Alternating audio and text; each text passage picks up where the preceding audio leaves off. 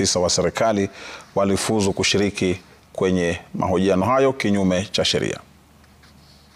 Kamati maalum inayoendeleza mahojiano ya kuteua mwenyekiti na makamishna wa tume ya IEBC imeshtakiwa kwa kuendeleza shughuli hiyo kinyume na sheria. Walalamishi Moses Kidi Odasia Mwaga, Angela Mbuthia na Dickson Morara Omoke wamewasilisha hoja maalum katika mahakama kuu kupitia wakili Kevin Omwanza, wakikosoa mwanasheria mkuu nchini na kamati maalum inayoendeleza mahojiano ya kuteua mwenyekiti na makamishna wa tume ya IEBC kwa kuruhusu baadhi ya wafanyikazi wa serikali kufuzu kwenye zoezi la mahojiano. Kulingana na hoja hiyo, Charles Ayako Nyachae, angali mwenyekiti wa baraza la Kenya School of Government, Joy Mdivo naye ni mwenyekiti wa bodi ya wakurugenzi wa Kenya Power, naye Anderitu ni afisa mkuu wa ofisi ya msajili wa vyama vya kisiasa, huku Abdul Kadir Lorot akiwa bado ni hakimu mkuu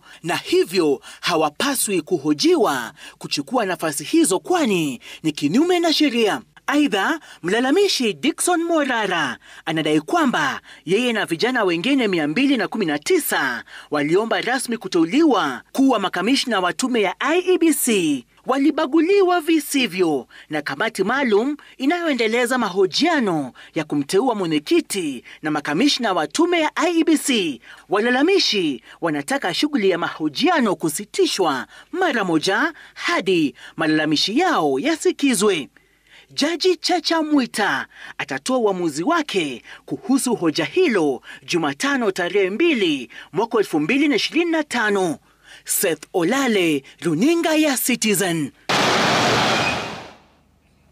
Tunarejea hapa studioni, mimi napata fursa kidogo ya kumeza mate kabla ya kurejea na taarifa zaidi.